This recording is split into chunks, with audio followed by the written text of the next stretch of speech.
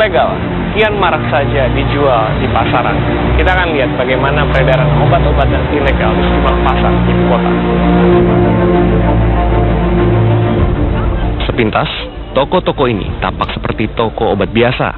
Namun bila diamati secara seksama, masih terlihat adanya obat ilegal yang dijual. Barang ini umumnya menawarkan beragam khasiat dan janji kesembuhan secara instan. Harganya pun relatif lebih murah dibandingkan obat resmi untuk penyakit sejenis. Kenapa? Kenal lah, sini kan sering ini pemeriksaan. Oh, pemeriksaan. Jadi sering pemeriksaan. Sering ada yang kena sih. Pernah ada. Setiap pemeriksaan kena. Itu dapat dari mana sih, Bang? Biasanya dapat dari mana? Kalau yang ilegal ini? Ada juga dari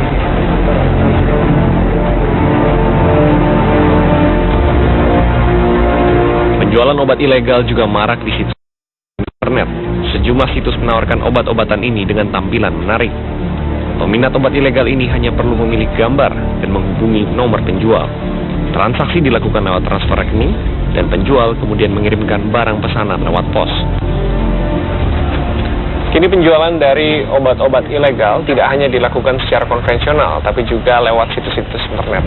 Nah, sebenarnya sistem ini memudahkan bagi para penjual untuk memasarkan dagangan mereka dan juga mengurangi resiko atas penjualan obat-obatan yang sebenarnya dilarang untuk dijual ke publik ini.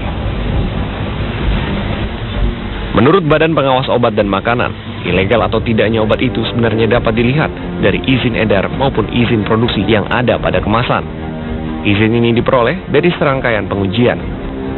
Nah, kalau ketiga hal tadi, faktor keamanan, khasiat dan mutu tidak diketahui, kami mengklasifikasikan itu sebagai obat ilegal. Minimnya pengawasan aparat di sejumlah toko obat dan penjualan lewat situs internet membuat peredaran obat ilegal meningkat sekitar 10 hingga 20% pada pertengahan tahun 2013. Biasanya, obat-obatan yang paling diminati adalah obat yang berhubungan dengan gaya hidup, seperti obat pelangsing, penambah stamina, disfungsi ereksi, alergi, kecantikan, dan obat penyakit kronis.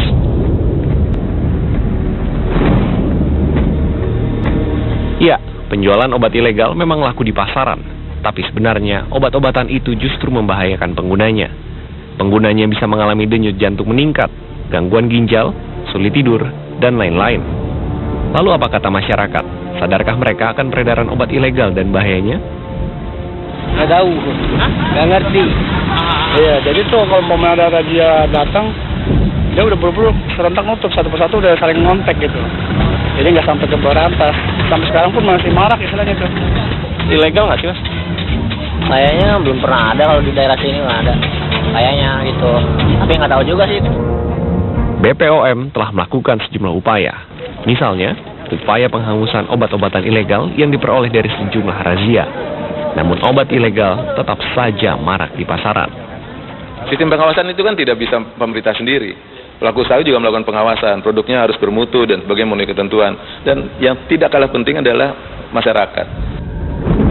Berbagai penindakan boleh saja dilakukan, tapi tentunya masyarakat perlu lebih disadarkan bahwa penggunaan obat-obatan ilegal mengandung risiko yang tinggi. Dari Jakarta, Kevin Siahaan, Awaludin, Metro TV. Ya, jadi lebih baik Anda berhati-hati, periksa dulu ketika akan membeli obat, apakah obat itu sudah bersertifikat atau belum, begitu ya, demi kesehatan Anda sendiri.